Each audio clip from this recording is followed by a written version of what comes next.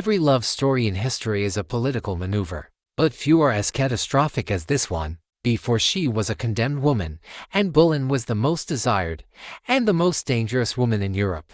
She arrived at the English court not as a beauty, but as a spectacle. She was educated in France, sharp-witted, and carried a confidence that was revolutionary. She captivated King Henry VIII, a monarch obsessed with legacy and heirs. The king was already married to Catherine of Aragon, a union of 2 decades.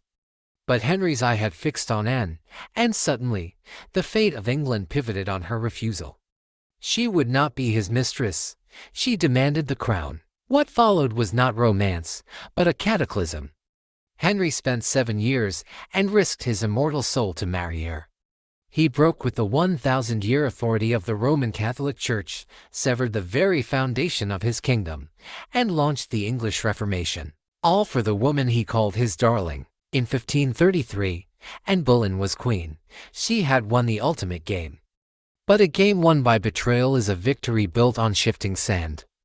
And the betrayal that made her queen would also be the one that destroyed her. The honeymoon of the Reformation was short-lived. The king's obsession was fueled by one single demand, a male heir, and gave him a Princess Elizabeth, the future queen, but a son never followed. The court, which had watched in fear as Anne rose, now saw an opportunity. Henry was fickle, easily swayed, and already paranoid. The same courtiers who bowed deepest to Anne began to whisper. They saw the king's love turn cold, replaced by a growing terror of damnation. The king needed a quick and clean escape, and in Thomas Cromwell, his ruthless chief minister, he found the perfect architect of betrayal. Cromwell, who owed his own power to Anne, quietly began to weave a terrifying conspiracy. He didn't just need a divorce, he needed to erase her. He needed treason. The charges were monstrous: adultery with multiple men, including the king's favorite musician, and most damningly incest with her own brother George Boleyn. These were lies, flimsy inventions designed for one purpose: to make her execution legal and swift. Her supposed allies turned to witnesses. Her own friends and ladies in waiting, terrified of the Tower, were coerced into providing testimony. Her fate was sealed not by justice, but by a court of hungry men too afraid to contradict the king's will. The moment the charges were read, Anne knew the terrible truth.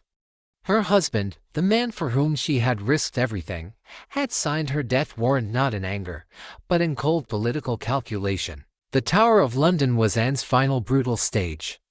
She was imprisoned in the same royal apartments she had prepared for her coronation just 3 years earlier. Her trial was a cruel parody of justice. Her brother George gave a brilliant defense, but it made no difference. The verdict was decided the moment the king grew tired of her. Both were found guilty of high treason. On the morning of May 19, 1536, the scaffold was raised on Tower Green, and was granted one small final mercy. The king, unwilling to trust a clumsy English axe, had hired a skilled swordsman from France. Her final speech was a masterwork of dignity.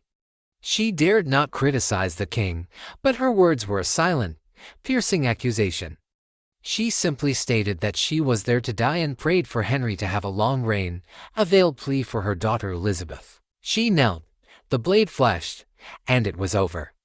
The great love of the king's life was reduced to a rumor, her memory scrubbed from the palace, and her body placed in an unmarked grave. But the story did not end there, and Boleyn's betrayal became her legacy.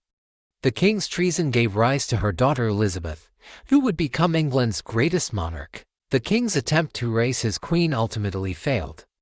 And Boleyn's story is a chilling echo of power, love, and the terrible price of being a woman who dared to challenge a king. If you are moved by the tragic and told chapters of history and the philosophy of human nature, please subscribe to Chronica.